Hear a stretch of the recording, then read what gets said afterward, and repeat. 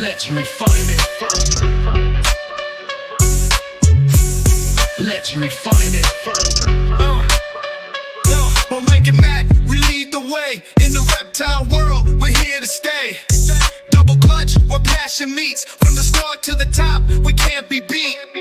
Double clutch, we're making that. Double clutch, it's where it's at. Double clutch, we lead the pack. Double clutch, always on track. Double clutch with Mike and Matt. Double clutch, it's where it's at. Double clutch, we lead the pack. Double clutch, always on track. Let's refine it further. We Mike and Matt, lead the way. Let's refine it further. We're here to stay.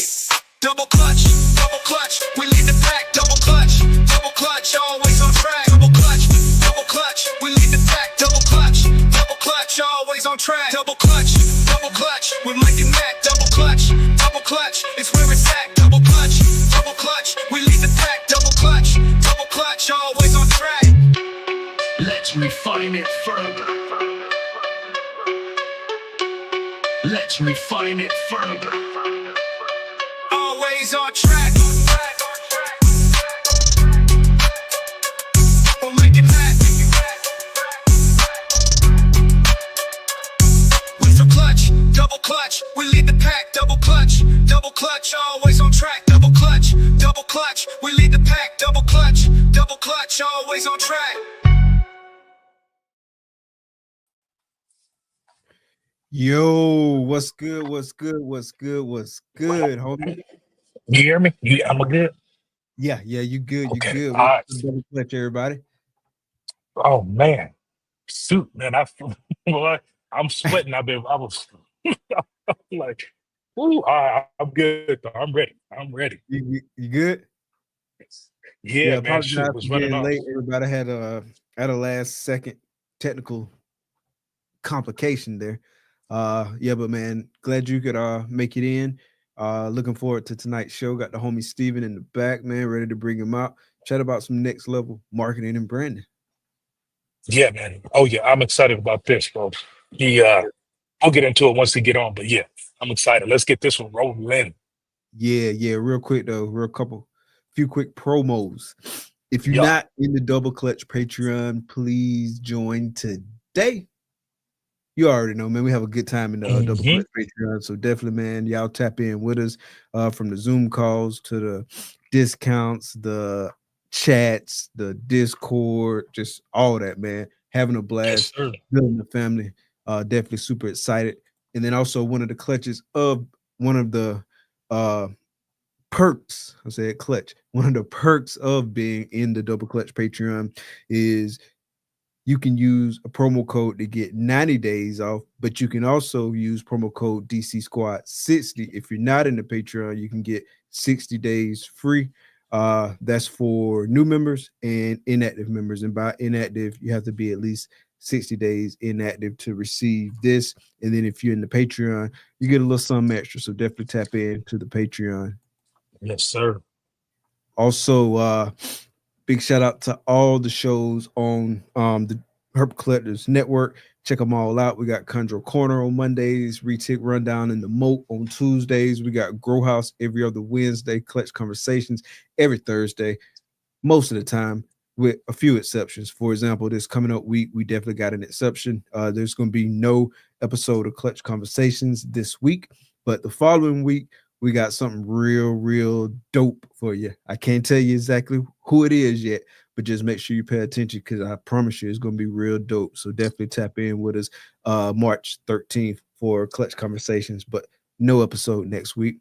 Double Clutch, of course, every other Saturday. And then start tomorrow, Morph Map, man. We got Will Morose, Tommy from Inky Clouds, and Brian from Heathen Hatchery. We got episode 1. They're going to be deep diving into the acid gene. They got Travis, they got Dale, and they got Josh. And so, you know, it's going to be a dope conversation. So definitely looking forward to that. So, man, without further ado, man, because I know Steven been backstage by himself for a hot minute, so I know you're ready to come on. So let's bring the homie out. Yes, sir. What's going on, friends? What's up? You guys having all the fun? Try, man. Yeah. Mike and I were in the back. We were just talking, and then we like look at the time and we're like, "Oh no, we're late!" And then there's technical difficulties as soon as that happened. Like, That's how it Yeah, always it was rough. It threw me way off. Like just mentally, I couldn't even get my words together. Like I had it all in my head, ready to say, and then when it was time to say it, I couldn't say it the way I wanted to say it. But hey, we're here now. We can move forward. Yep. Also, quick Yep. thing before we like really jump into it. Chat.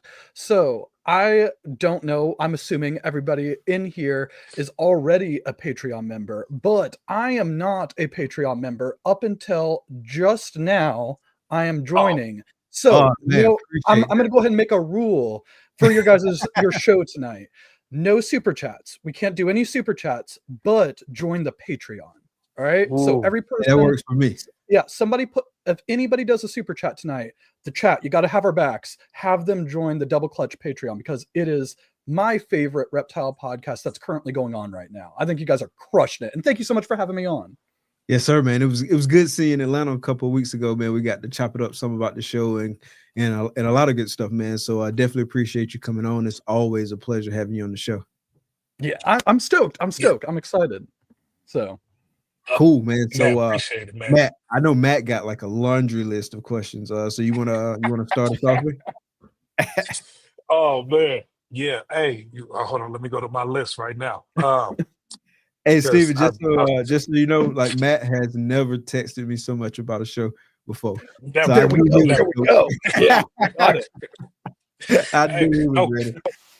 Hey man, I'm just so excited because I've been like, sorry, my background is different today, y'all, because I'm in Starbucks. I just got off work and I came to the nearest Starbucks and sat down. I'm like, I gotta get on. So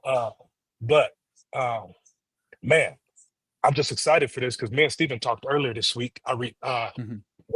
Earlier last week. Was it last week? Yeah, last week we spoke on the phone and he was giving me just some pointers on the camera and stuff and how to use it. And so basically we wanted to bring you on today, man, to kind of deep dive more into that. But I mean, just everybody knows who you are. But to me, I'm gonna just start off with where I really seen you start to blow up was with the what's the 15 minutes of lane. 15 minutes of lane documentary. Oh yeah. Stuff, right? And the documentary you did on that. So I mean, just give us a little background on that. What got you into doing that? Let's just talk documentary stuff right now because you've been doing a lot of that. Like, what's got you in that? Yeah. I so one, I will go ahead and throw this out there real quick. I talk a lot, so tell me to shut up whenever you guys want. But I'll get long-winded. So I went to my undergrad is in English creative writing.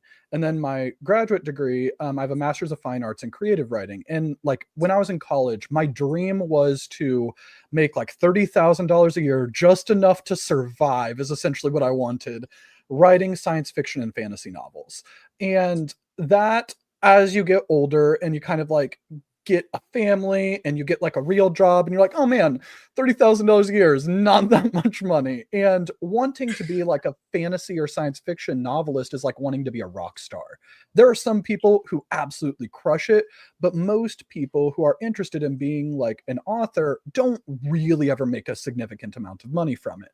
So what ended up happening is I still love storytelling. I still love all of the kind of like story aspects that I learned in college. But as I got older and I started getting other interests, like one of them was photography, because I used to be the social media manager for the South Carolina Army National Guard, I started kind of wanting to apply the storytelling aspect of writing books into different mediums. And one of them is video. So I am a terrible actor. So there's absolutely no way that I'm going to do like narrative work. But with documentaries, it's a little bit easier because I don't have to be the person in front of the camera. I can be behind the camera and just ask questions and I can edit it all together.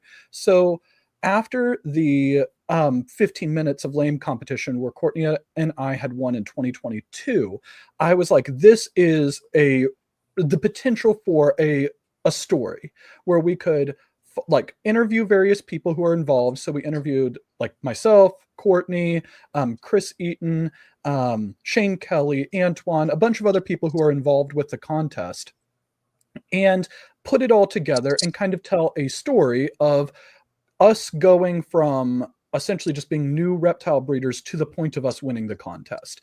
And we released it, and people were super, super supportive of it. And it made me, I really enjoyed the process of making it, and it made me want to do more. And then the next big kind of project that we wanted to do was do a series on the people who have taken it full time, breeding reptiles full time. And that kind of changed a little teeny tiny bit, where it also kind of started focusing on like the people who were taking it full time and doing it full time, and also shows like reptile shows that are important to our community. So we did an episode with Corey DeLong and on like Daytona. That was the first one of the Red Line Road Trip that we did. We did one with Troy and Nick of the All American Plant or Reptile and Plant Expo.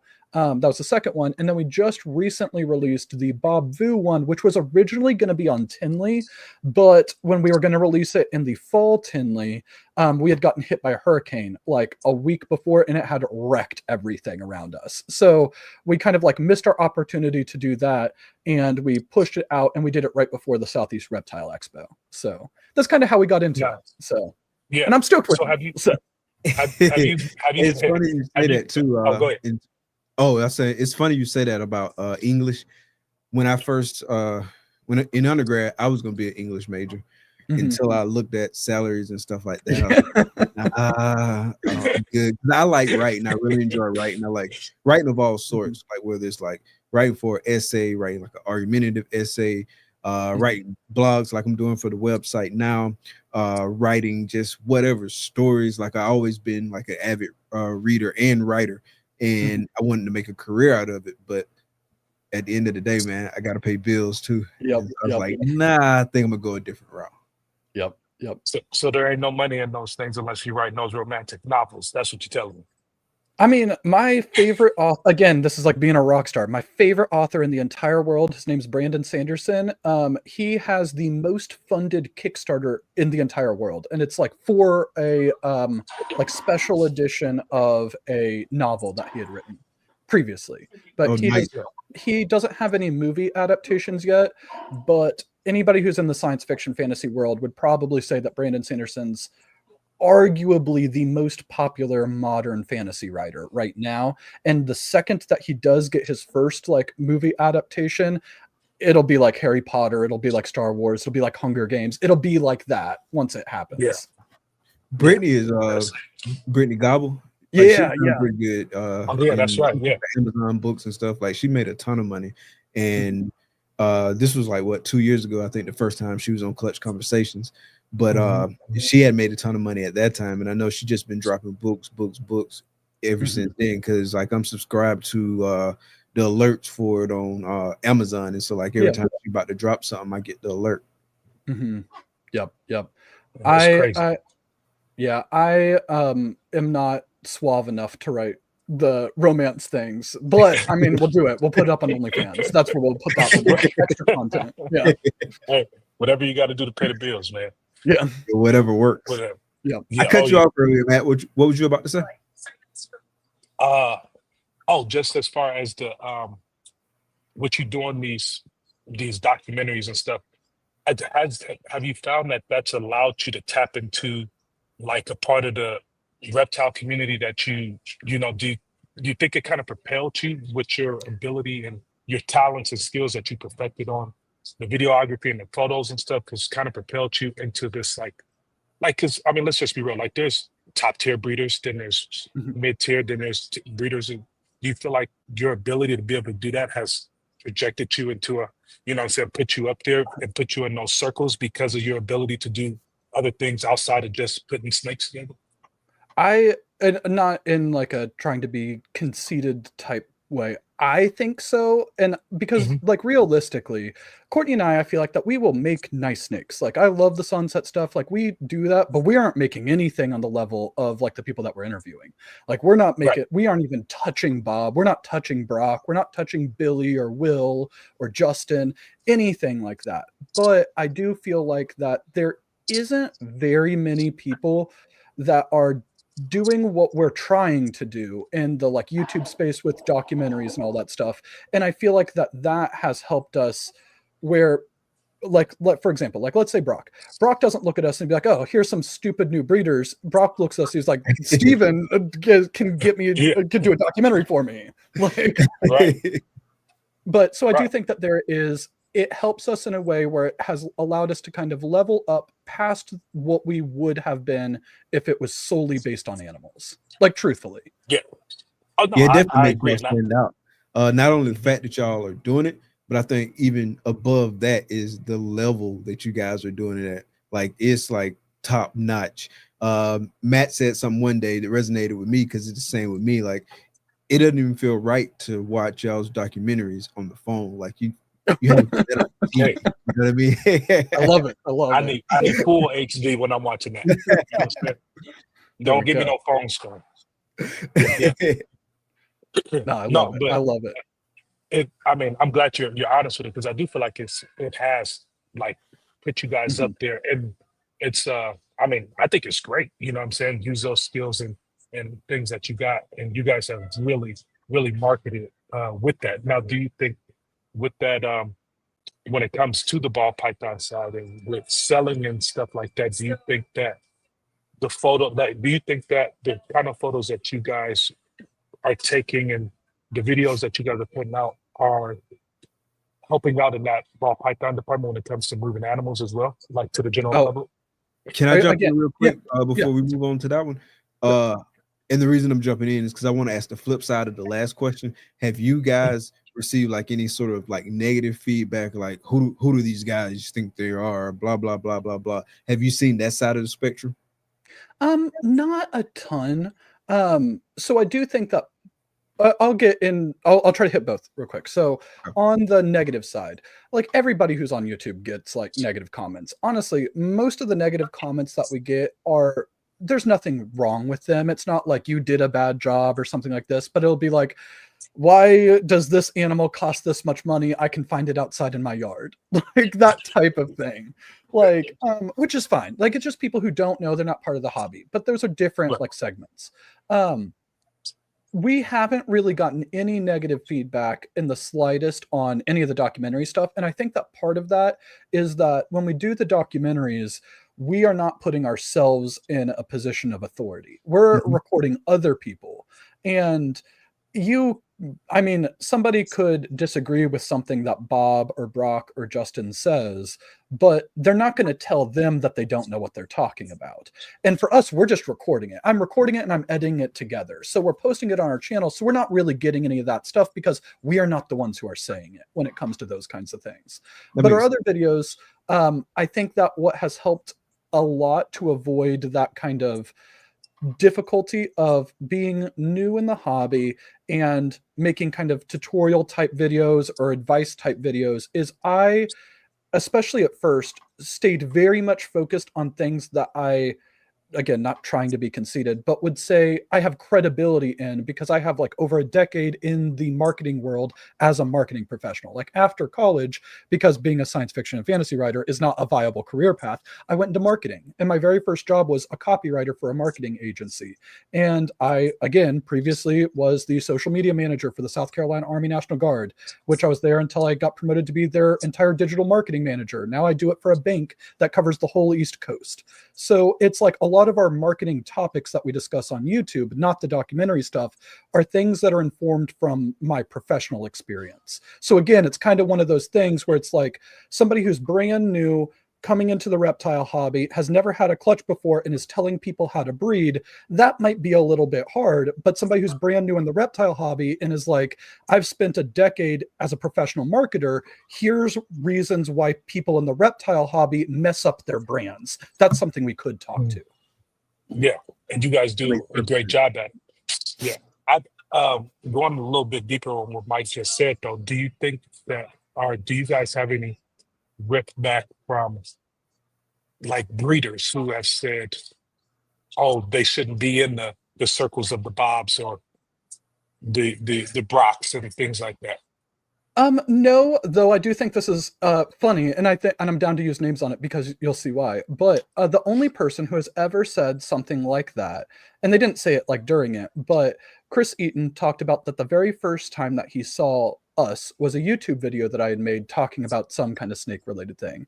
And he essentially was like, who is this guy? I've never heard of him. And he is talking about like these topics and he has way more views than I'm getting on a video, is what Chris said. And he was like, and then we did the 15 minutes of lame. And then he met us and he was like, oh, okay, I wasn't thinking I was going to like Steven, but I actually like Steven like quite a bit. So I respect Chris though, because at least he'll be honest with you. He ain't gonna say it and then run from it. He'll say it and say, "Yeah, I said it." So, yeah. So no, that's cool. I imagine you've learned a ton through making these different documentaries and kind of going through the process and tweaking stuff. So, talk about like some of the early challenges and what you've tweaked and learned along the way.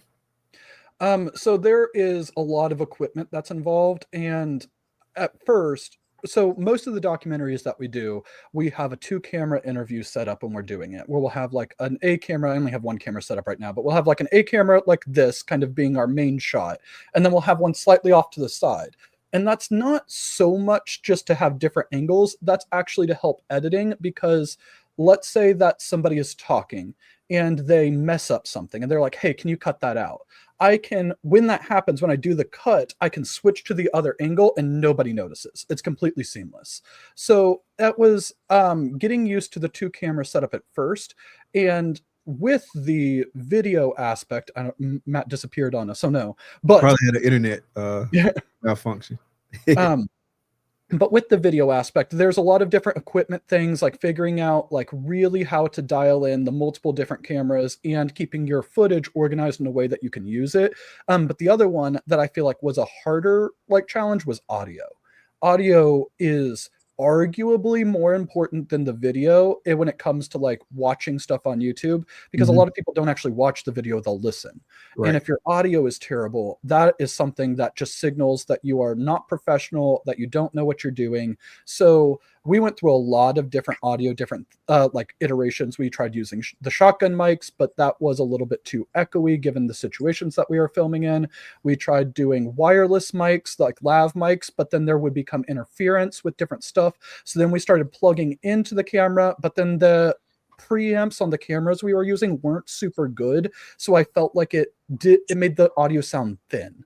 So then we bought an external preamp and we put the audio into there, running it into the camera, but then the external preamp occasionally would die. And it got to the point where now we actually just, instead of cobbling together a bunch of different like mismatched things to try to get what we want, this year I finally bought like a legitimate cinema camera that was very, very expensive, but it makes it so much easier now. But it's a Canon C80, by the way, in case anybody wants to use. No, that's not what I'm shooting on right now. I'm shooting on an R7.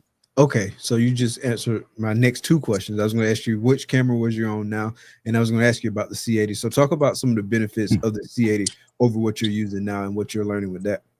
Yeah. So we shoot with Canon, and pretty much any modern camera brand is going to do amazing. And for what we want to do in the reptile hobby, any brand will work perfectly for you. The reason why we use Canon is that I really like the way that Canon's color science goes right out of the box, because I feel like, so this is an argument on different brands. And again, we don't have to get super deep into it, because Sony, I would say, previous to this year, has probably been the leader in the video space for cameras. But one of Sony's, I wouldn't say biggest weakness, because again, the stuff looks awesome, but their colors tend to not be as good as Canon's, in my opinion, which isn't a problem if you're going to color grade your footage. But as we all saw what happened, what was it, a year ago, when there was the controversy between the Ultramelon Monarch stuff on Canova's things, I think that it is slightly unethical to color grade snakes if you're trying to sell them. Even if you can say that you're doing it in order to make it look like it looks in real life versus like what the camera makes it look like, it still comes into that situation where if somebody asks you, was this edited, you have to say yes if you're going to color grade it. And if you're going to color grade your footage, it's just not something I feel like I want to do in the reptile hobby. But with Canons, you don't have to color grade, because straight out of the camera, every single like picture, every single video that we post is straight out of the camera. We'll edit in terms of cuts, but we don't do anything on the color. Like, so that's one of the reasons why we picked Canon. But with that, so going into specifically the Canon C80, the Canon C80 is a fairly expensive camera. It is like one of Canon's newest cameras that they've released. I think it came out in November. Yeah. It's $5,500, I think, without a lens. And then based off of whatever lens we're putting on there, like it depends, but I really like the 50 millimeter Canon RF 1.2, which is about a $2,000 lens. So our setup just for that, not Mike's, is about $7,500 for one camera. Like, oh gosh. Yeah. So it is really, it is objectively expensive. And for a lot of people who are in the reptile hobby, it is so much overkill, you don't need it. And the reason why I like it is that it's built to be a like one-man use documentary rig, like run and gun kind of thing. So it has all of the audio preamps like built into the camera. It can power one V-mount battery, can power everything for the camera, both your microphones, like an extra screen if you want it, all these different things. And the biggest reason why I like it, there's so many different ones, but the biggest one for reptiles is that it shoots up to 12-bit color, which I'm not going to go into explaining the differences between 12-bit, 10-bit, 8-bit, but the way that cameras process color determines how many possible colors you can have. So I'm making up exact numbers, so don't quote this and all that stuff, but let's say that 8-bit color gives you 100,000 possible colors of pixels that the camera can use. 10-bit color can give you, let's say, 1 million different colors that it can use, different colors of the pixels. 12-bit color can give you 1 billion. So it's like so much more color information that it can capture that it actually makes the images better because it's able to differentiate the difference between, is this slightly orange or is it a orangish red? Like it can differentiate that stuff down to the pixel level. What was the bits on the C80? I think it can go up to 12-bit. Up to 12, okay. Yeah. So again, there's lots of different things, and I'm not saying that it is like 100,000 billion. Yeah. I get you, but it's on the high end of that spectrum. Yeah. Downside of that. All right, Kane got the super chat, but chat, what do we do on this? All right. Oh wait, he signed up for it and gave us super chat. Oh, that's dope, man. Appreciate you, homie. Yeah, and he signed up for the Superman tier. Oh, there you go. My God, appreciate you, boss. All right, who else is joining the Patreon family tonight? I joined, Kane joined. Come on, you can't leave us in I'm there. on that Patreon train. Yeah, double clutch. Yeah. I see we got some Patreon members in the building, like the homie Mario in the building. Appreciate you. We got the homie Vinny in the building. Who else we got? Patreon fam in the building. Awesome. Seen a few of them in there, but now I got my phone sitting by the window. Jamie, appreciate you. We see you. We love you. Yep. I do see a couple questions in here, and I apologize because again, I know I talk too much. Do you mind if I jump on some of these questions? No, go ahead. Yeah. Okay. So I see Twisted Balls had asked, so new breeder, what's a good camera to start with? So it all depends on what you want to do. Previously, I recommended the Canon M50 Mark II. This is the camera that Shane Kelly from Small Town Exotics uses. This is the camera that Adam from Proper Royals uses. This camera, when Adam was asking about advice on cameras, he wanted something that essentially would be super user-friendly and super simple for somebody who doesn't use cameras. And I was like, the Canon M50 Mark II. Like, it's a really good entry-level camera. The only thing I'm going to warn against this camera is that it uses the M mount for the lenses, which is a deprecated mount. So this is going to mean you can pick up the camera really cheap, less than $500 easy, and the lenses are going to be really cheap. But you are not going to be able to upgrade this camera later on. So generally what happens is you want to buy the entry-level camera and whatever lens mount that you are going to use long-term if you expect to upgrade and get deeper and deeper into the hobby, into the camera hobby. So if that is the case, I would recommend probably a Canon R8, which is about $1,000 camera, give or take. You can get them cheaper, maybe like 800, that kind of stuff. But that uses the Canon RF mount, and that's what we use. So you can go from the R8 to the R7 to an R6 to an R5 Mark II. By the way that Canon's cameras generally work is the higher the number for most cases, the kind of lower in the tier, like more entry level it is. Not always, but Gotcha. Yep. So at least for those that R line of Canon cameras. So like an R8 is not as good as an R3. Gotcha. So the C80 uses the RF mount as well? It does. But that one's one of their cinema cameras, so it's a different line of cameras. But that is realistically for the RF cinema cameras, it is the entry level, even though it's $5,500 for that camera for the cinema cameras. The next camera up would probably be the C400, which is I think an $8,000 camera. Yeah, that's the other new one they just recently came out with. It's more like modular shape. Yeah, I saw that one too. So break down why all this is important from a branding perspective and how you present yourself as a business. Yeah.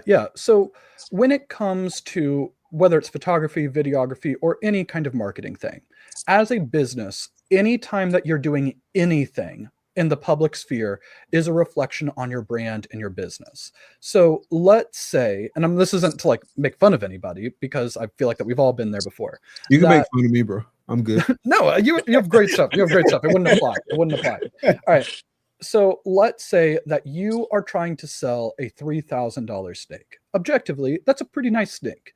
And if you want to convey that you have a high quality animal that truly is worth $3,000, and you bust out your cracked iPhone 6 and it has a smudged lens and you snap a picture of it because you don't really care about social media and that the quality of the snake should be what matters, it doesn't send the message that that your snake is quality. It sends the message that you don't care enough to wipe off your lens. It sends the message that you don't care enough to actually display it in like a pleasing way in order to attract the attention. And if you don't care enough about those simple things, what other things do you not care about when it comes to the husbandry of the animal or the quality of the morphs that you chose? Because if you can't tell that picture looks bad, why would somebody think that you have a good eye for morphs? Like, yeah. So two questions. Go ahead. Go ahead. Finish yours. So two follow-up questions to that. I'll ask you if you agree with these statements. Do you agree that sometimes the unspoken stuff is just as important as the things you're actually saying? It sounds like yes by that statement you just made. And do you feel from a branding perspective that consistency is important for like brand recognition, all that good stuff? Oh yeah, 100%. I think that the unspoken stuff, like you can say, I have a quality, amazing example of sunset, but if I have to say it, it doesn't count as much as somebody can just see it and then like, that's a great example. Like if you don't have to say it, it's more powerful. If you have to say it, people are going to assume that you are trying to sell them something. And I'm not necessarily that you're lying, but that you're biased and they're not going to believe it themselves. So I think that, and the consistency aspect, if you have one good picture of an animal, maybe that one animal might sell from that one good picture. But if you have amazing pictures of every single animal, it can subliminally send the message that all of your animals are incredibly high quality because I'm always showing them in the best light possible. In both lighting, as in terms of like around you, but also like from your camera, from the type of person that you are interacting with the community. And this is going a little bit away from cameras and visuals, but let's say that you are like I'll throw it out there. I love the drama in the reptile hobby. Like I don't want to be involved in it, but I want to get the popcorn and I want to watch it from the comments. I love it. But if I were actively being involved in drama, controversy, bad thing after bad thing after bad thing, that's going to look bad on our brand. And it's going to send the message that we are messy people, right? That, again, maybe we aren't as professional and as high quality as we're trying to convey with our stuff. So I think that, again, trying to be, if you're making really nice animals and you want to convey that you have really nice animals, you have to treat it like you're a professional. And professionals, there are certain things that professionals don't do publicly. 100%. Like every time you present yourself in the public, it's a reflection of your brand, whether you like it or not. Like even if you posting something from your personal Facebook page, that's still a reflection of your brand. People are going to associate you with your brand. So it's how it is. You know what I mean? Yep. Yeah. Now I will. Go ahead, Matt. No, what I was going to ask was just that. So we're talking about cameras and stuff, and you're giving off a few, excuse me, examples of ones that people should probably invest in as newer breeders and things like that. Now, say I'm a newer breeder, I'm getting in. Real quick, I apologize to interrupt you. Jimbo joined the Patreon for you guys. Yeah. There you go. There we go. I didn't even see that pop up. Get it, Jimbo. All right. I'm sorry, Matt. Matt. No. Thank you for sure.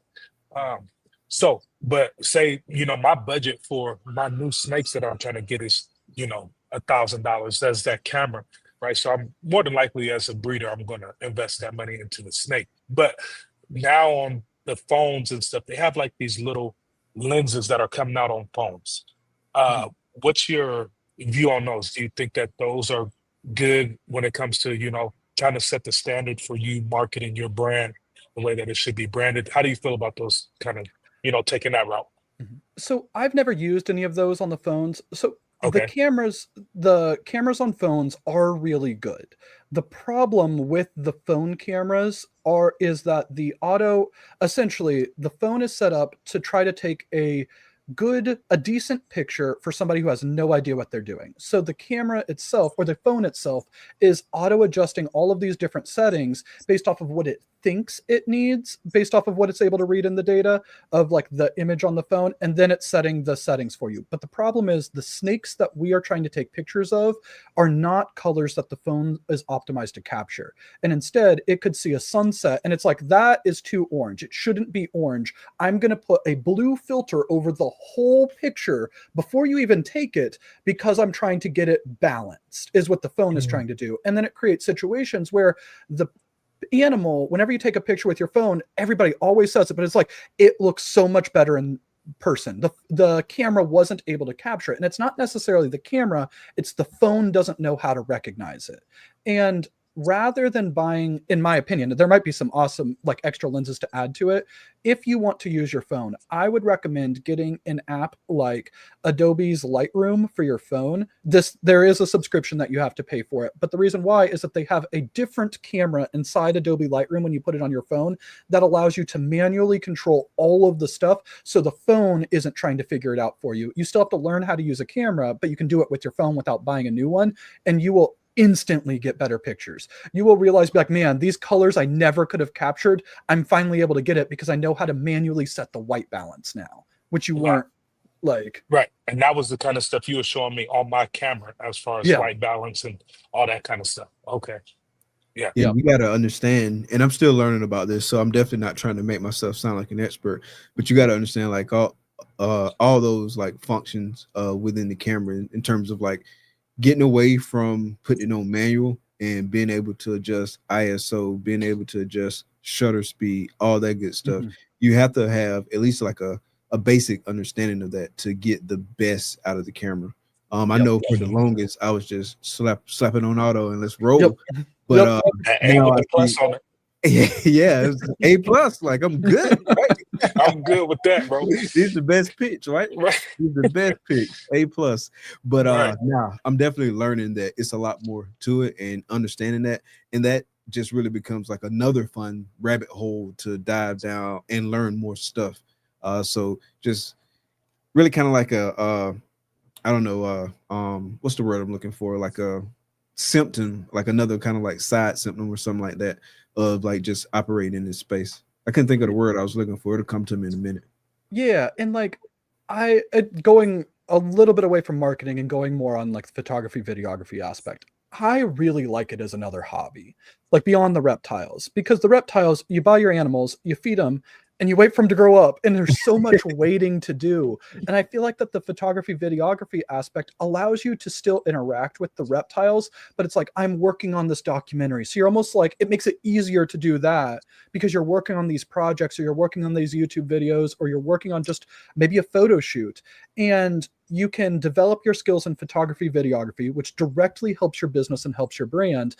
And by the time you've kind of like knocked out a bunch of videos, knocked out a couple different projects, now you have a clutch on the ground, and you have a whole new clutch of babies you can take pictures of and videos of.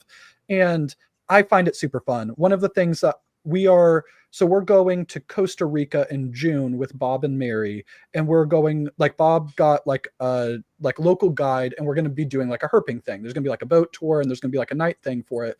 But one of the things I haven't done yet, but I want to practice beforehand, but is flash wildlife photography. While we're there. So that's something I haven't done before.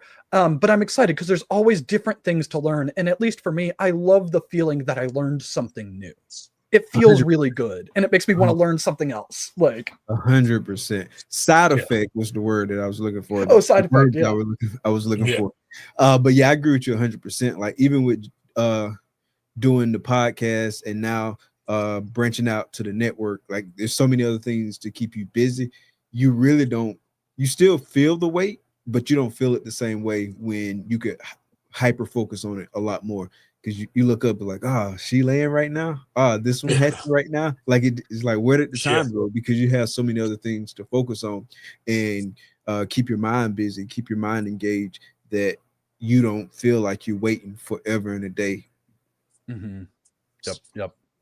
Yeah, no, I think, I was curious about that because I've been seeing a lot of this stuff with that camera stuff, with those phone things. And I was just curious to see your perspective on it. Because I'm just learning. I mean, we FaceTime the other day, and you showed me how to do the white balance and all that stuff. So now I've just been walking around taking random pictures. Yeah. My wife be like, what are you doing? I was like, I'm out there, you know what I'm saying, just snapping away, trying to figure it out. You know what I mean? Because I do feel like I did have the mindset of, okay, if I got the newest iPhone, my pictures is going to be good. I'll just put it in portrait mode, and you know what I'm saying, that's good enough to smack onto Morph Market. But in all actuality, it's just not. That camera phone doesn't, or the phone on the camera on the phone does nothing compared to when you start manually learning how to use that camera. It's crazy. Yep. And again, I don't want this to be like discouraging to anybody who doesn't have the budget and just has their phone. You can take great pictures with your phone, but I really like the camera stuff. Like, I find it fun. It is, you will spend so much money on it. You'll spend so much money, and there's always something else to buy. Like, it's just like it's another addiction. Yeah. And you can't put two lenses in an enclosure and make more lenses, by the way. I tried. Hey, on that note, we're going to take a real quick sponsor break, and then we'll be right back. Experience the epitome of elegance and excellence with Reagan Renee Rural Pythons. Working projects like DG Krypton and DG Clown, you can place your bets on quality and let Reagan Renee be your winning hand. Expect innovation and unmatched customer service with every interaction. Elevate your collection with the finest quality ball pythons. Visit them on Instagram and Morph Market. Discover the extraordinary at Reagan Renee Rural Pythons. Step into a world where dreams take shape with Ozzy, a true leader in the reptile industry. Known for unparalleled customer service and a dedication to excellence, Ozzy sets the standard. His cutting-edge projects continue to inspire and push the boundaries of what's possible. Submerge yourself in a future full of possibilities. Join the journey, embrace the innovation, and above all, keep dreaming.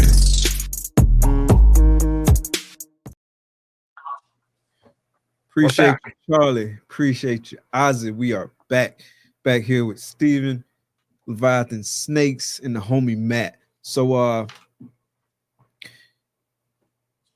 we talked about this a little bit in terms of challenges. You touched on a few things, but like, what's been kind of like the biggest hurdle you had to get over in the whole like documentary space? The documentary stuff, I feel like the documentary stuff was a little bit easier because we didn't start it immediately. I'll jump back just a little bit. The biggest hurdle for YouTube, because I do think that if we hadn't had the YouTube channel beforehand and people didn't know at least we were doing that, they may not have been comfortable doing the documentary stuff with us. But could not. I was so embarrassed whenever I would try to record videos. Like when I would talk on them, like I would get beat red. It felt like I was singing in front of people. And I like karaoke, but like it was different. And it would be situations where like Courtney would be downstairs in the kitchen because like our living room has like a kind of open thing to the kitchen, and I'd be recording a video in the living room, and like she'd come in, I just like stop because I'm waiting for her to like go back upstairs so she can't hear me as I'm talking on it. It was so bad, and I was so bad at videos. Not that I'm super great at doing like talking on videos now. I mess up all the time.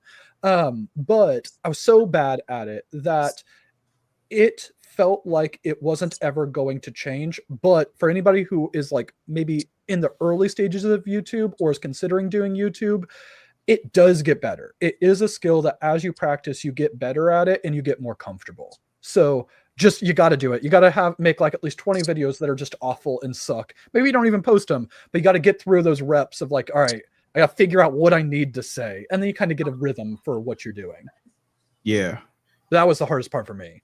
The hardest part for me was similar. Like when I started just listening to myself, like I don't like listen to myself. Now I can deal with it because I'm used to it now. But at first it's like, so especially when you have to edit something, like I've done pre-recorded podcasts and it was challenging listening to myself when I was editing those podcasts. It's just one of those things you get used to and you get over. But at first it's like, wait, what? I sound like that. Yeah, that was it for me too. Just to hear myself, I hate it. I hate hearing myself. Even today, I don't rewatch. Like I'll watch a whole bunch of people's podcasts, but I won't watch ours. Like I just because I don't want to hear my voice. Like it just you know. So it's like I just can't do it. So, but no, it was the space for me. Like I sent you that video. That last YouTube video that I just put out with the camera, that was different from, the ones that I recorded previously with the phone. And I just think just even having the camera just gives me more confidence to get, because it just looks so good.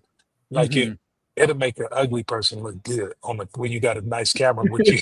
Right now I know why Denzel is Denzel, because that man on the screen is just, but man, but yeah, no, that was the hardest thing for me to go. I just didn't like hearing myself, man, for sure.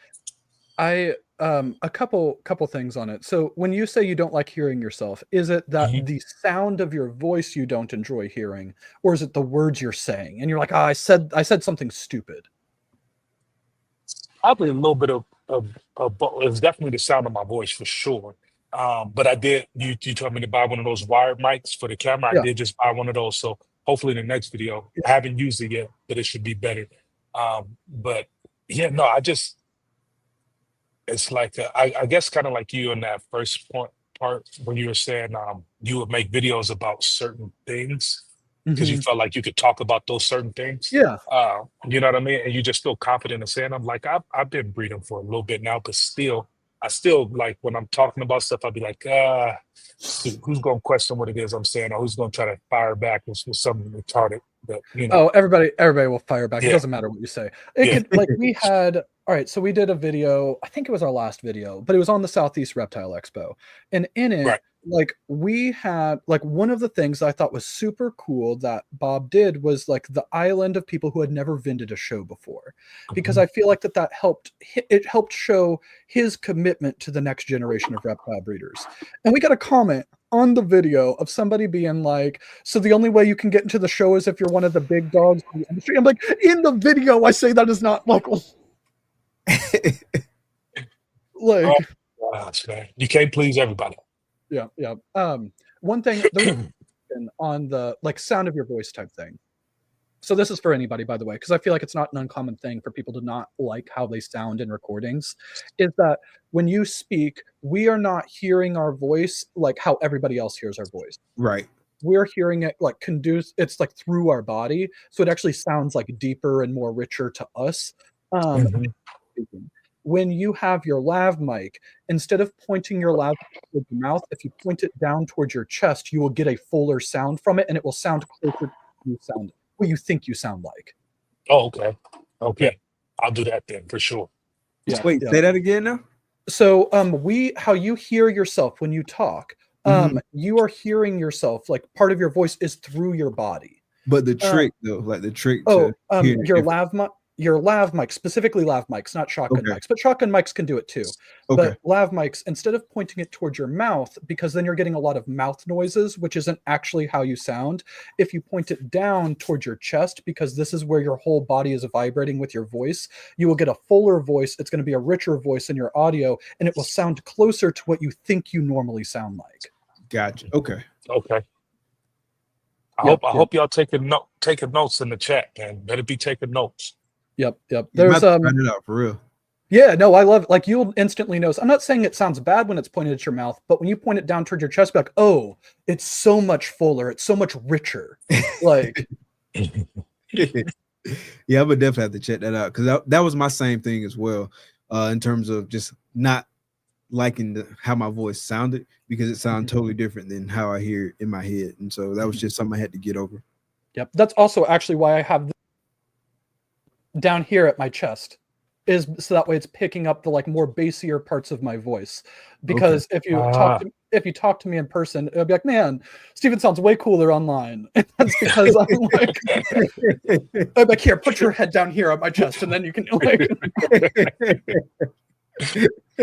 Oh shoot! Yep. That's a good little trick, though. Yep. I'm gonna definitely have to use that. But yeah. So there's lots of different things. There's an effect that you can use, like for example, a compressor effect is something that we do a lot on our audio. And what that is doing is it's like leveling out your high points and your low points. That way they're closer in level, and it makes your audio much more clear. Because what can happen is that at different parts of your voice or different words, you might speak a little bit softer or pull away from your mic a little bit more, and the compressor kind of normalizes that. So again, it makes it much easier to hear later on. Gotcha. So yeah, it's nice to learn these little tips and tricks. I never would have even thought of that. Yep. But yeah. So I know that we were talking about branding. Do you guys actually here? I'll let you. It's your show. I'm sorry, I talk a lot. No, I want to get back into branding. What were you about to say? Yeah. Go. Baby. No, go ahead. Say what you was gonna say about branding. So yeah. So I think that all of the camera stuff, I think all of the video stuff, all of the audio stuff, I think it's great, and there is aspects that you can do it better. But ultimately, in terms of excuse me, in terms of a business, they are all tools. Every single piece of it, not just the cameras, but all of it are tools to try to help convey the brand and message that you want as a business to your potential customers. And that I think there's lots of different ways that people can do it right. So for example, the pros of having really, really high quality videos and images is that it's going to implicitly send the signal that the products are high quality, or in this case, the animals are high quality. But a downside of it is that it might make you seem like you are not genuine. Not necessarily that you're lying, but that you are like a corporate polished kind of ad rather than a real individual who is talking and selling something. So again, you don't want, in my opinion, you don't want everything to look like the super, super hyper polished. It's absolutely perfect. You want to have some of your own individual, like real person put into them. And that's one of the reasons why we've recently this year started including the like vlogs into our regular videos, where we'll kind of go back and forth between just carrying around a camera, not having any lighting, not doing anything like that, just carrying around a camera, doing stuff, and then having more of the studio aspect where we're in the snake shop with all the studio lights and doing the B-roll and all that stuff. So just there's value to both. And this is one reason why you can have people like, I'm not saying that they do it like right now. I don't know exactly what they shoot on, but I think Blue on Morphs shoots on like their phone, and they do an amazing job with it because it's real. Like you get the vibe that it's like, oh, this is a dude that I could be friends with. That kind of thing. But again, did you ever get feedback that you came off too corporate, or is that just something you thought about on your own? Not so much in this one. I have gotten feedback before, which is true. I actually Ro gave us this, and that our content is really useful, but that we can be boring sometimes, which I get that. Like, which Ro? So, your Ro. Okay. Yeah. We had went out and he was in the area and we had gotten old fashions and whatnot. So whenever, old fashions are our drink. So that's, bro, I'm so glad you said that, because I was trying to think of that drink name for the longest. I don't remember who I was talking with, but somebody was drinking an old fashioned in Atlanta, and I was trying to remember the name of the drink and I couldn't think of it. I was like, it's something real similar. I mean, simple, something real common. And I just couldn't think of the name, so I appreciate you. Like, you made my night. And by the way, anybody, that it wasn't a bad thing that Ro was saying it. Like, it was like, I do think that we a lot of times are not, or I'm not the funniest person in the world. But Courtney is way funnier than I am, but she's also a bully and she doesn't like to be on camera. So I feel like that I don't do a good job with humor, and when I do try to make jokes, Courtney would be like, "That was lame. You can't post that." So with that, I feel more comfortable making essentially more straightforward educational content, but that is kind of boring sometimes. Like, maybe it's useful, but it's a little boring. There are people who are way better entertainers than I am. But I think that to me, though, that's a part of the brand, though. Like, that to me is when I know I click on your video. When I know I click on your video, I'm going to get Steven sitting there talking. You know, he might be looking away because he's got another camera facing this way. Then I'm going to get some B-roll, and then he's going to tell me the 7 things, like I just watched the one earlier today, the 7 things that reptile expos need to change or whatever, and you was going back and forth on that, right? So that's what I expect from your video. Now, if I'm watching my video, somebody come on my videos and they see me, they're going to be like, who is this dude looking stiff as heck in that chair, knowing he want to move around and scream and do, you know what I'm saying? Because that's being authentic to yourself, you know what I mean? And I think that's why your videos, everybody has their own cup of tea, but I think that's why your brand is what it is, because it's authentic, and that's what you're going to put forth. And I expect that from your brand, you know what I'm saying? And I expect Chris from Chris Eaton's brand, you know what I mean? So exactly. Yeah. Yeah, being authentic to your true self. And you know this, but it definitely goes a long way. And it also makes like creating content a lot easier, because you're not having to try to do something. Like, maybe you do like some things that you wouldn't just like walk around and just do on like a normal basis because it is for the video, but it's still you, right? It's just kind of like another version of yourself, but it's still like true to yourself. So, and then people really do grow to expect like certain things from certain people, like Matt was saying, and that's kind of like your tribe, right? I always say vibe with your tribe, and like people who like you for being you, they're always going to flock to you. Yep. Yeah. I one thing to add on that, on like finding your tribe. One, no matter what happens, there's going to be people who don't like you. There can be people who are like, just say like, Steven's boring and watching his videos puts me to sleep, so I don't want to subscribe to their channel. And that's perfectly fine. There can be other people who watch somebody and they're always yelling and shouting, and that seems just ridiculous. I want something more calm. And again, perfectly fine. What I would say is that in my experience, and from what I've seen just in marketing stuff, just in general, in like my career, is that the best content, the best stuff on social media elicits a strong reaction. And some of those strong reactions are negative. And this doesn't mean go out there and do like sensational stuff that is going to like get you canceled. But if you do sensational stuff, that's probably going to get a ton of views, and it's probably going to get a lot of attention put on your brand. But I do not believe in the idea that all publicity is good publicity, but you can use it as a tool. Just because, like, we'll use Chris, for example. Chris, I think, has one of the best brands in the entire reptile industry. Chris Eaton, by the way. That said, his brand is completely different than what our brand is. Chris is significantly more like non-PC, blunt, a little bit more like sharp on his types of videos. Chris? But yeah, I know. It's just shocking, right? Yeah. With that, though, it allows people who identify with Chris and they're like, this is like me. He is, again, somebody that is either like me or somebody that I'd be friends with. They see his videos and they're like, man, he's telling it like it is. He is actually not afraid to talk about the hard things in the industry.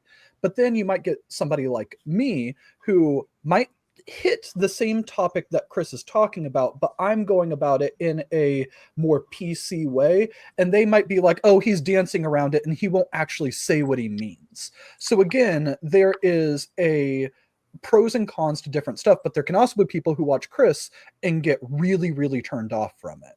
Yeah, so exactly.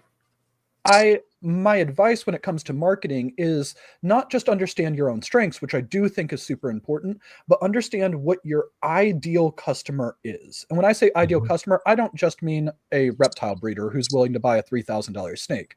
I mean, like, for example, us, our realistically ideal customer is somebody who is probably a little nerdy and is into like science fiction and fantasy books, because then we can bond over Brandon Sanderson or Patrick Rothfuss or Game of Thrones, things like that, D&D, that they are in the reptile hobby, but they haven't necessarily been in for 100 years and act like that they know everything. It's probably somebody who's been in less than that, maybe 5 to 10 years or less, and that they aren't coming into it from the point of view that I already know everything and I don't need to learn anything.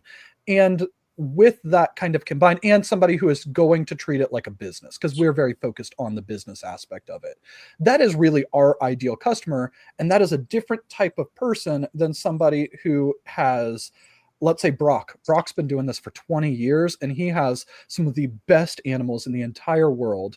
And he's not on social media because he doesn't need to, or he is on social media, but he's not on it as much as we are because he doesn't need to be, because he has that reputation and he has a different vibe to him. And the people who want to buy from Brock know Brock and they know what he's like. And I love Brock. Mm-hmm. Brock's one of the best people in the world, but again, different brands. Yeah. 100%. Different strokes for different folks. That's what they say. Yep. Yeah. And going back to, what you was just saying, like with the example of you and Chris, and you may deliver the same exact message, but you deliver it in different ways. And so you're going to hit different people. And at the end of the day, the people getting the message. And so that's what matters. And so again, going back to vibing with your tribe, finding your tribe, like all that matters, because, and that's why a lot of times I always talk about like having diversity and voices in the reptile space, particularly with podcasts and stuff like that. I see having multiple different voices as a strong thing, given what we just kind of talked about, like that dynamic of finding people that rock with you, that kind of like you guys are like vibing the same or whatever. Like that's who people are going to find, and that's who people really going to like listen to. And so if it was only like one or two voices in this space, then that's a significant amount of folks who really looking for like that kind of content, those looking for people to connect with in that way.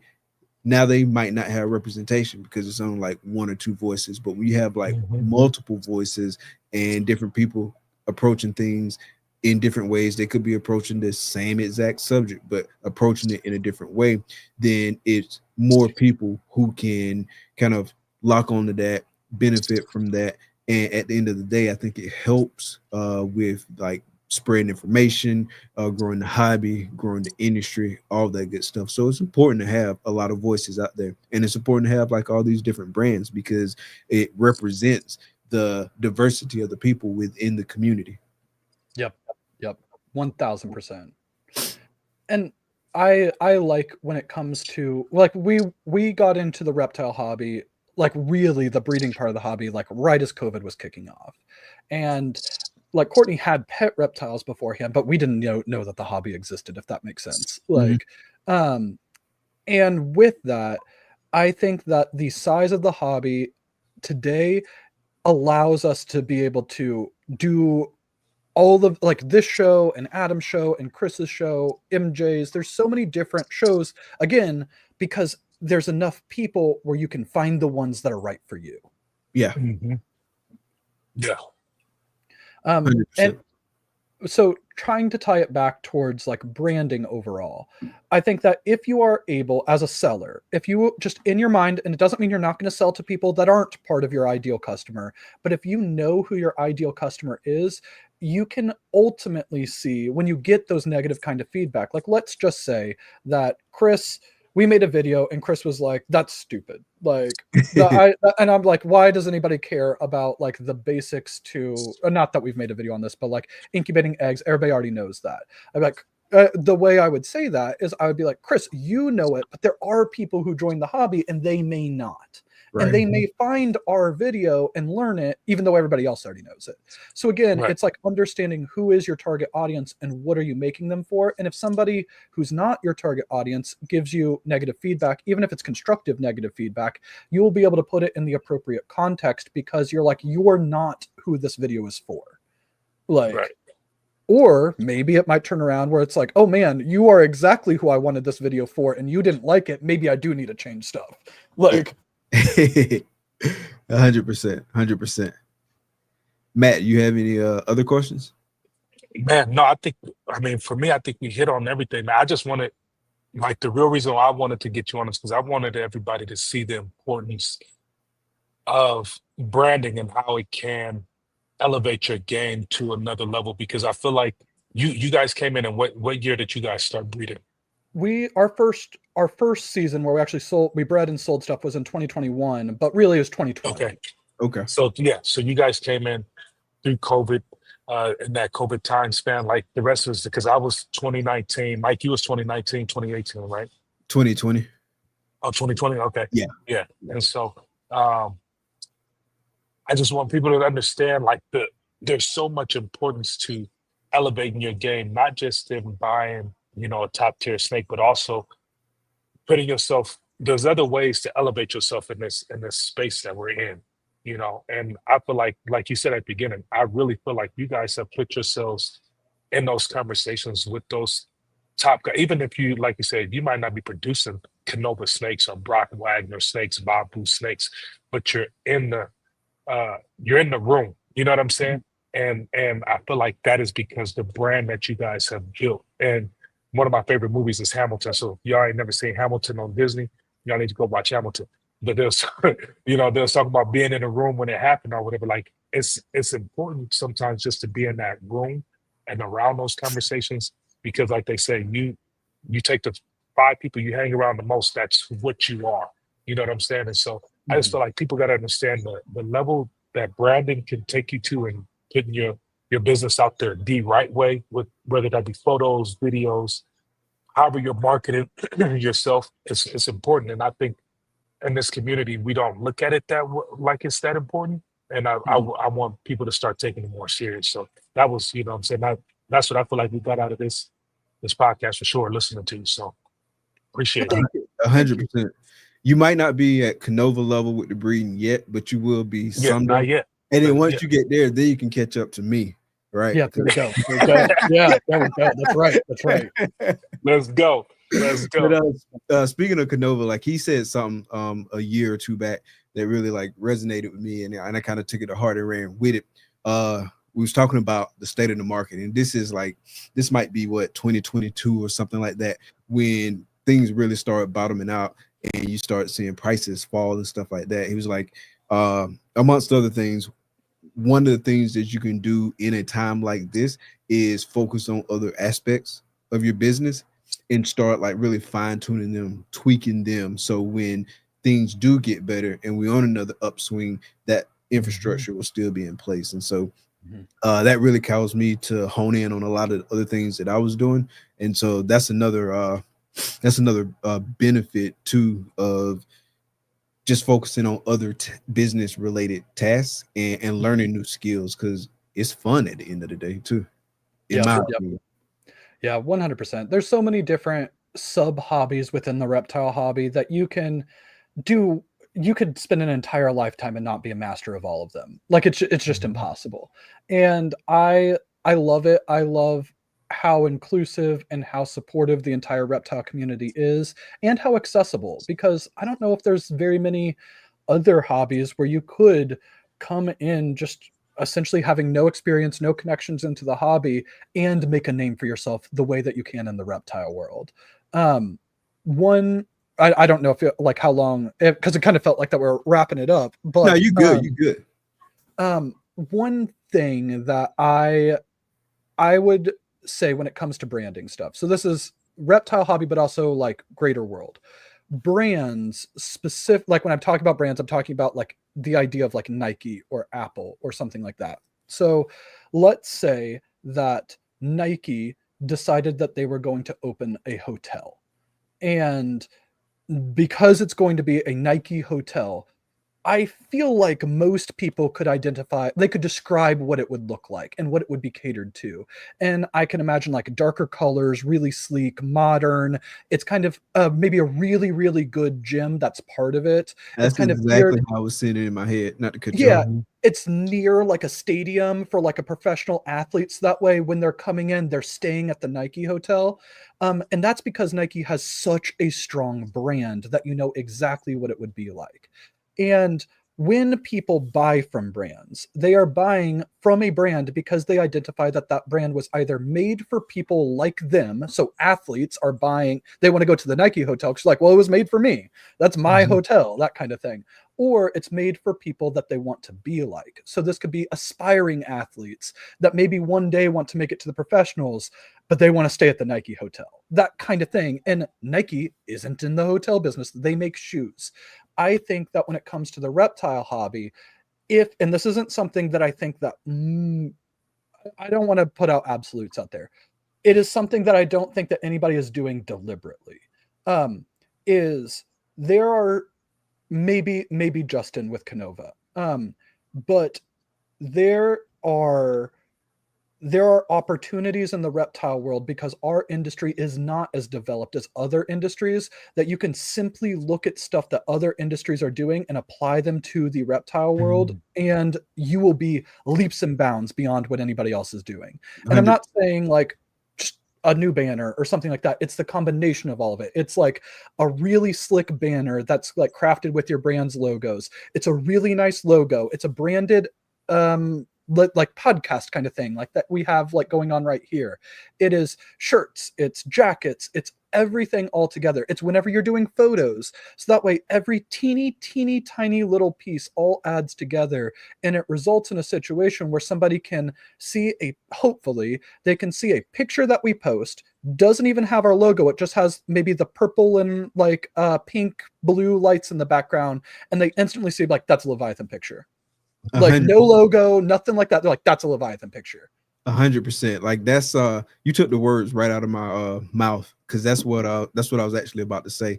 And like for example, like what you said about like kind of having like that consistent look and stuff like that. That's one of the things that I was trying to do. And then also doing things like that you see in other businesses that aren't necessarily been done in the reptile industry. So that was one of the things I was trying to do with the bio cards, like with everybody that's on HCN. So everyone that's on the Herp Collectors network is have those bio cards. I felt like that was real professional.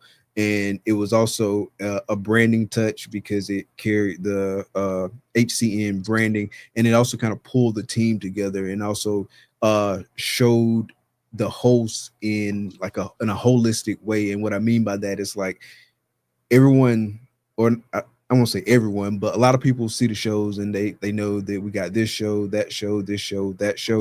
But I just feel like it's helpful to kind of pull all that together so you can see that all of this is related. Like this is one brand, this is one family. And so that's what I was shooting for with the bio cards, and I got a lot of good feedback from it.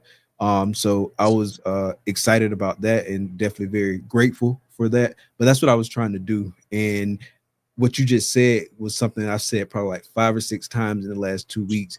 Like I want the branding from an aesthetic perspective to be so strong that you know it's us without even having a logo on there. Like I want it that strong. You know that your brand is working if somebody can say, for example, Nike if Nike made a hotel, what would it look like? And they can tell you what it would look like. If they could say, if Mike and Matt did a snake bag, what would it look like? If they launched their own on their own website, what would it look like? If they did a clothing line, what would it look like? And if people can say exactly what it would look like, if they can tell you who it would be for, you've done your branding right. And if they can't say what it would look like, and if they can't say who it would be for, and they're like, what would happen if, for example, Leviathan made a hotel, and it's like they have no idea what it would be about or what it would look like. And not saying it would be a good hotel because it's just gonna be purple everywhere. But regardless, that's on how that, purple in my head. So you do a good job. But if they can't do that, then that's a sign that you haven't established your brand identity strong enough yet. And maybe you don't know what it is, or maybe there's too much going on with your brand and you need to simplify it because people can't remember. So various different things. Also, again, because I know that we're like about to wind down, and I feel like that I want to give Matt. You're totally good. I'm good. We can stay here as long as you want. Well, here, I want to do one more call to action. All right, so chat, just for anybody who's joined recently and they weren't here at the beginning of it, we are not doing super chats for this episode. Instead of doing a super chat, we are urging people to go to the Double Clutch Patreon and sign up. And I joined, Kane from Keeper Kane joined, Jimbo from Blade and Axe joined. Come on, let's get it. We get more people. Let's get 5 new members. We need 2 more people by the end of the show. So 2 more. That's easy. 2 more. 2 more. Start calling names. I see you, MCBR. All right, there we go. Chris from 319 is joining right now. There we go. Appreciate you, homie. Got one. Appreciate you. All right. So it looks like we got to stay. We got to keep going until we get one more. After. Yeah. All right. So what's next? Like any big projects that you want to talk about? Yeah. So we still have a lot of editing to do on various documentaries that we've interviews we've done. So we've recorded with Brock. We have recorded with Will. We've recorded with Billy. I might be forgetting people. I think those are like the big interviews that we have recorded that I have not edited yet. We are going to be going. How long does it take you to edit all that stuff? Quite a bit, and not as much time as like it. The hard part is that we put out a video every single week. So often what happens is I am trying to like record and edit and get regular videos out every single week. And then I'm trying to squeeze in the next project in the extra days beyond that. So it's kind of like if I actually was able to sit down, and I have a full-time job and stuff like that too. If I was able to sit down, I could probably knock like the full-on editing out in 2 weeks to a month, but I just can't. I don't have enough time where I could like get all of that stuff down in one go, just between all the other things. So it probably ends up taking me 6 months or so, maybe 3 to 6 months total time, because I'll like edit a scene here, I'll edit a scene there as I get time, and then whatnot. But so we have those ones that we have to edit and get out. In April, I'm going to Texas and I'm recording with Ben and Sean of RGI. June, we're going to Costa Rica, and that one's going to be different. That one's not going to, we do want to do like a documentary thing, but that's not going to be focused on a breeder. I think that we might try to focus that one more on like this, like wildlife and species while we're there. But that one, it's going to be Bob, Mary, Courtney, and myself. We're the ones who are going down there for it. So, but yeah. So Bob already goes on herping trips and all that stuff. So we're essentially following Bob around for it. So, nice. Yeah, that'll be dope. Yeah, I'm stoked for it. I've never been to Costa Rica. I cannot wait. All right, we got it. Chris is a joker. We need one more, friends. Like one more. That's right. And Corey's in the house. There we go. All right. So What's those are up, big, Corey? big projects that we have coming up. And at some point, I would like to do. We have a couple different like breeding projects that I think would be cool to do a documentary on, depending on how they go, but we need to progress in them further. Like we have 2 dinker projects where one of them, I believe, I don't fully know, because it's only been one clutch, that we had proved out that the appearance of one of the dinkers is genetic. And we kind of like are tentatively calling it rose gold for now. And I think that if that really does kind of develop where we can put in more combos that is like fully on, I think it'd be really neat to do a documentary of the establishment of a new gene. Have you talked about that publicly before? I think I've posted pictures on Instagram, but we have not like fully done. Didn't you? Maybe you guys did a video. Oh, we did do a video. Yes. Yeah. I don't know if that's what you had called it in the video, but I remember you guys doing some video. Yeah, I don't think we called it that in the video. Yeah. Okay. What does it do? It looks here, I'll send you pictures. I'll send you, and that's easier to like talk about it because you can see the picture, be like, oh, okay. Like, yeah. You gonna send it to me on my IG? Yeah, I'll send it to you there.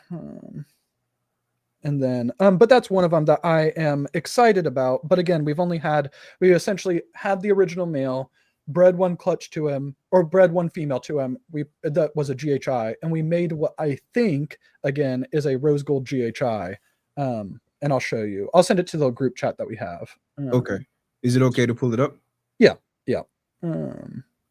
But that's one. I think that would be like a neat kind of thing. So, all right, I'm sending you a couple different things, like a graphic that I made, and some individual pictures too.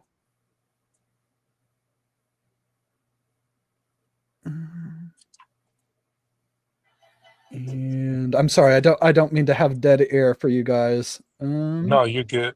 It's all good. Yeah, okay. I remember seeing this. Yeah.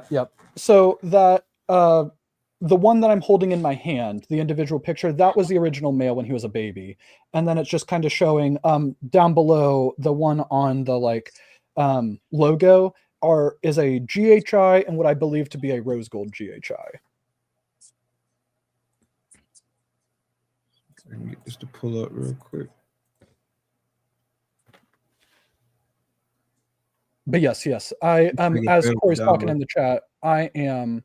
Oh wait, I see that's for Herp Collectors Network in Leviathan. What was that for? Mission Morphs. I always watch your YouTube videos. Well, thank you, man.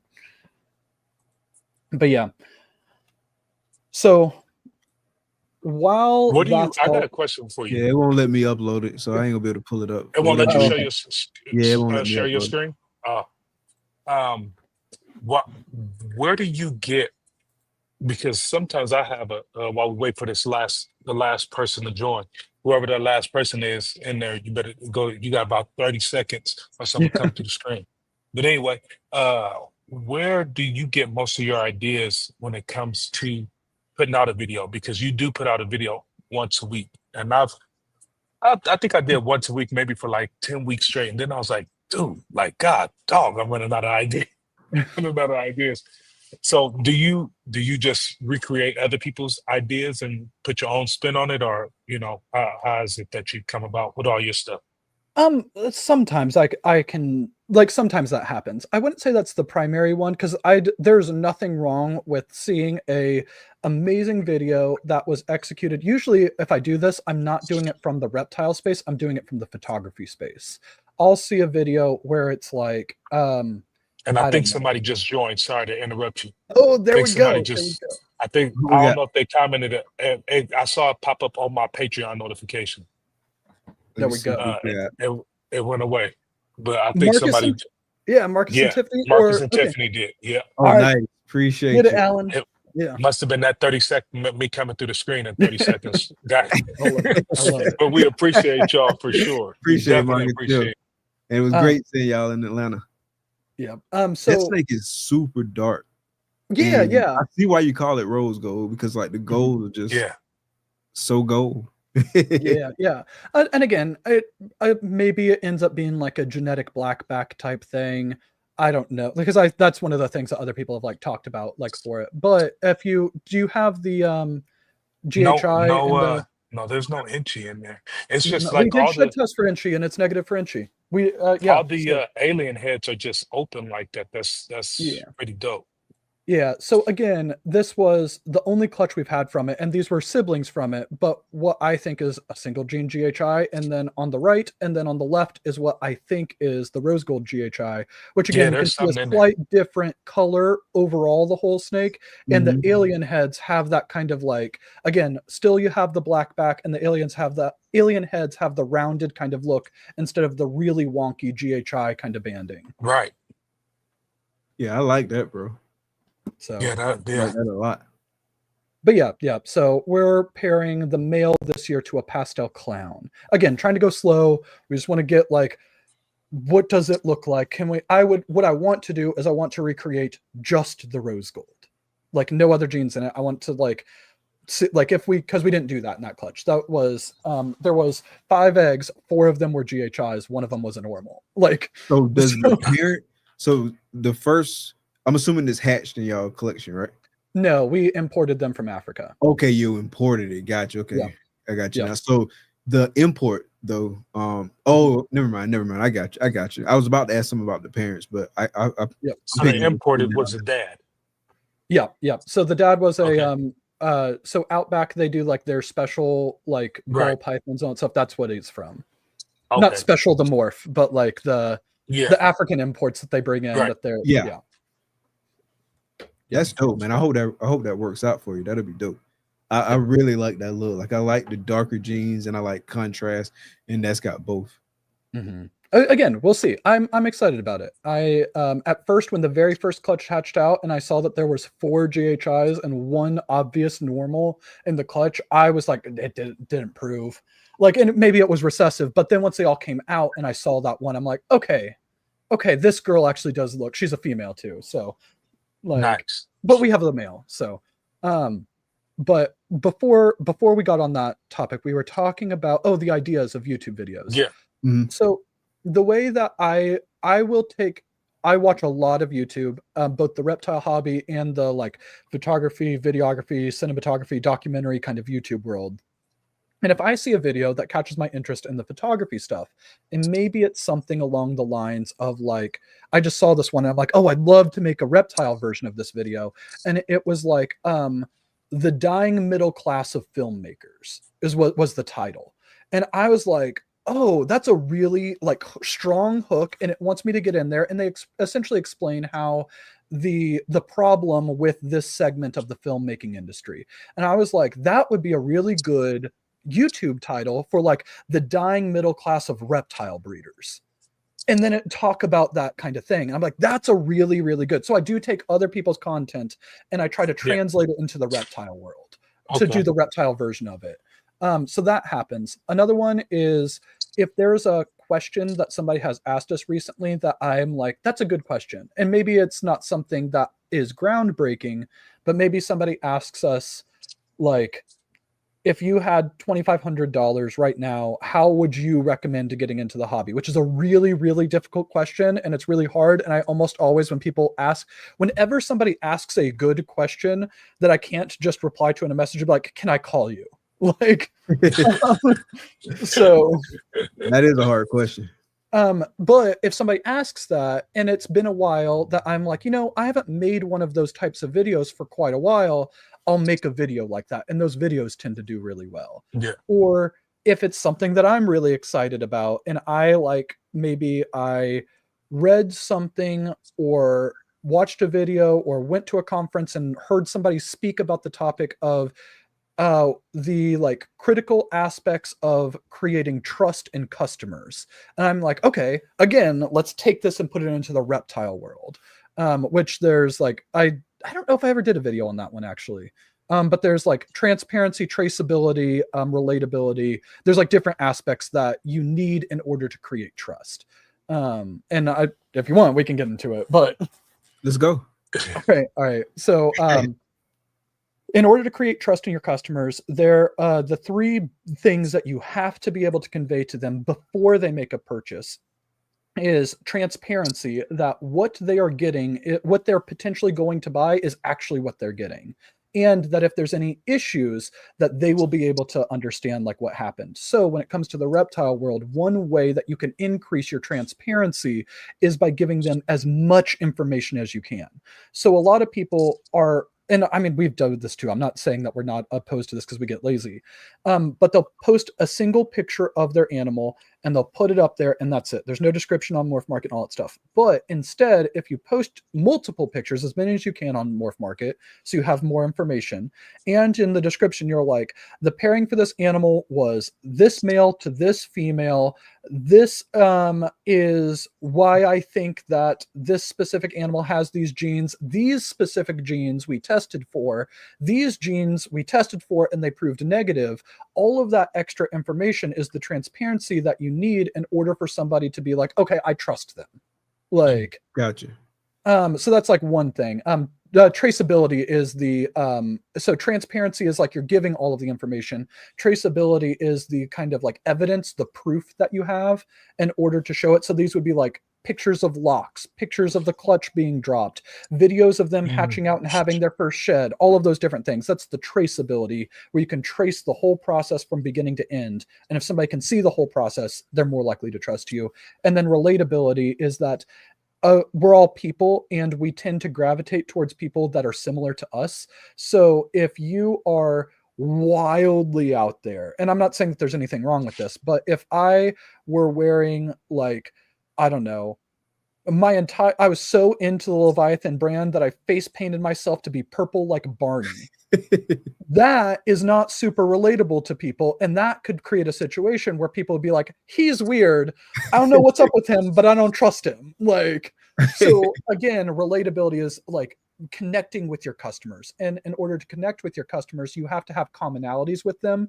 So even though we're reptile breeders, and the fact that we play D&D has nothing to do with reptile breeding, maybe a customer might hear this and say like, oh, I play D&D too, what's your favorite class? And I'm like, I'm a paladin all day long. And then that connection makes them relate to us, and they're more likely to trust us because we're like them. I don't play D&D, but I play Clash of Clans. So you all play Clash of Clans. I don't, but we'll do it. We'll get it. Yeah, that makes perfect sense. You said that's why everybody asks for 1,000 followers. I didn't hear. You're going to do a YouTube video on that soon? I don't actually have notes down for it, but I should do one on it. Yeah. I think that'll be a good subject, and it'll help a lot of people out too. Yep. What were you saying, Matt? You had said something at the same time and I didn't catch. Oh, no. I was just saying that's why people request a lot of photos, just to be able to see, you know what I'm saying, follow that beginning to end, or just to see, you know, I just had a local customer is picking up a snake from me tomorrow.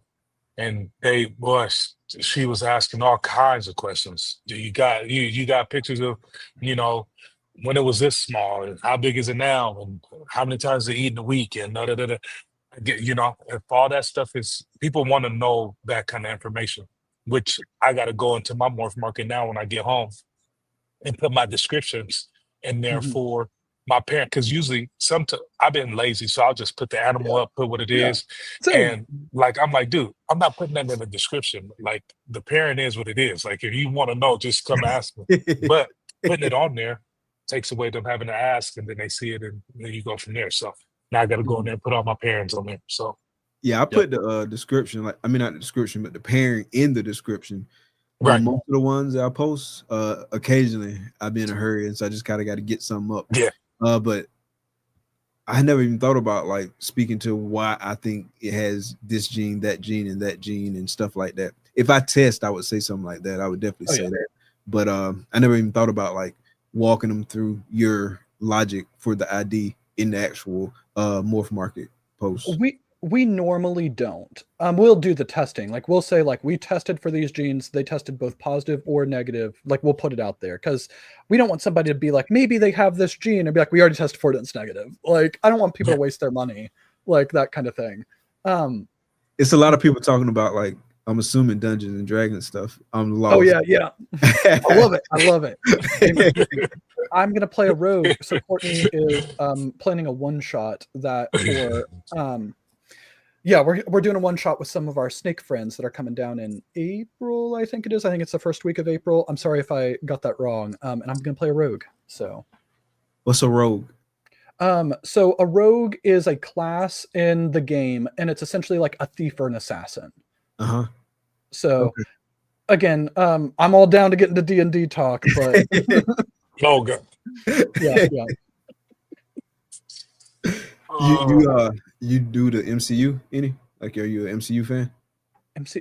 So not really. It's not that I dislike it, but I haven't really kept up with it. Again, most of my fantasy stuff comes, like my nerdy stuff with that comes from books. Like I read, and by read I mean I listen to audiobooks quite a bit. Like Gotcha. Yeah, you hadn't missed too much with MCU the past few years. It's kind of been like, it's definitely not the Infinity Saga. I don't know if you was watching. Yeah. That's the stuff I did see. Okay. And I feel, yeah, it's nowhere near that level. There's been some good stuff that they've released, both on the Disney Plus shows and in theaters.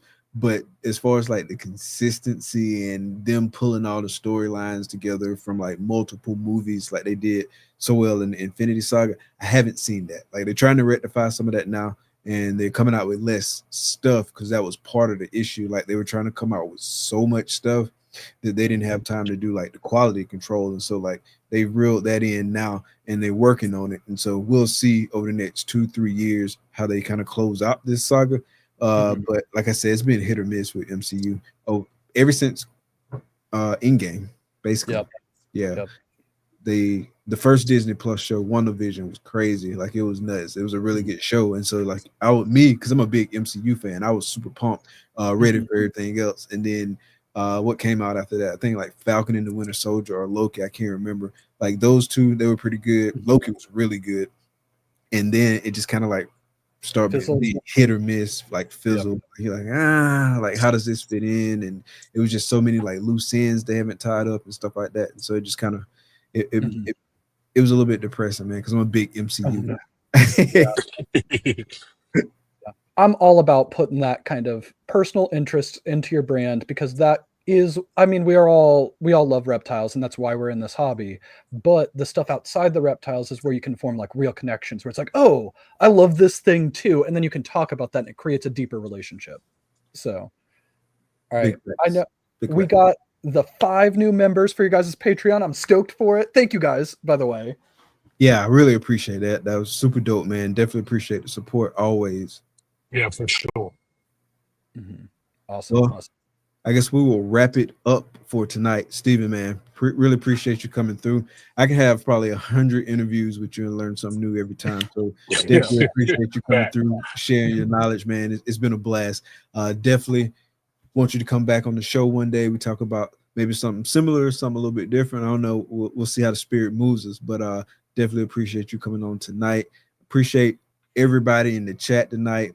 Chat's been going crazy all night, and they've been talking about the show too, so you know they listening. So we really appreciate that. Appreciate everybody that jumped into Patreon. For those who can jump in it tonight that's not already in it, there's always tomorrow or Monday. That's or right. Tuesday. After Tuesday, I'm start calling y'all. One of those days. Get that. And don't forget, use that DC Squad 60 days, whether you're in the Patreon or not. Get that free 60 days of Husbandry.Pro. Yeah, man, that's free. You may as well try it out. Yeah. I didn't realize how much stuff I just got all my animals in there like a week ago. Now I'm starting to actually put my parents and stuff in there. I didn't realize how much stuff I had on Excel on my Google Sheets. I'm like, golly, this stuff is like, oh man, it's a lot to put it in. But once I'm in there, I know I'll be good. But to be able to have that stuff tracked forever on the software is I like that. So yeah, I've been rocking with Husbandry.Pro for like at least 4 years, and it's still stuff that I'm learning. Like Zach, he changed my Husbandry.Pro life when he told me about like it's certain options you can just take off your menu, and so it can just be a very streamlined menu. I didn't know you could do that, and so I got like 3 things on mine now. Yeah, it just make life so much easier for me to go straight to what I want. Yeah, definitely big fan of Husbandry.Pro. But Steven, again, man, really appreciate you coming out tonight. Appreciate everybody in the chat. That's gonna do it for tonight. For Double Clutch, I'm Mike. It's the homie Matt. That's the homie Steven. The lovely lady behind the scenes is Takar. Thank y'all for coming out. Be blessed. Peace. Hey, can you stay around for a couple minutes? Oh, yeah. Yeah. Cool. With Mike and Mac, we lead the way. In the reptile world, we're here to stay. Double clutch where passion meets. From the start to the top, you can't be beat. Double clutch, with Mike and Mac. Double clutch, it's where it's at. Double clutch, we lead the pack. Double clutch, always on track. With Mike and Mac, we lead the way. In the reptile world, we're here to stay. Double clutch where passion meets. From the start to the top, we can't be beat. Double clutch, with Mike and Mac. Double clutch, it's where it's at. Double clutch, we lead the pack. Double clutch, always on track.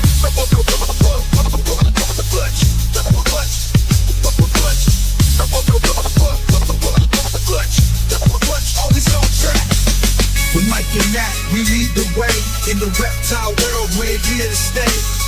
Double clutch, where passion meets. From the start to the top, we can't be beat. Double clutch, with Mike and Matt. Double clutch, it's where it's at. Double clutch, we lead the pack. Double clutch, always on track. Always on track.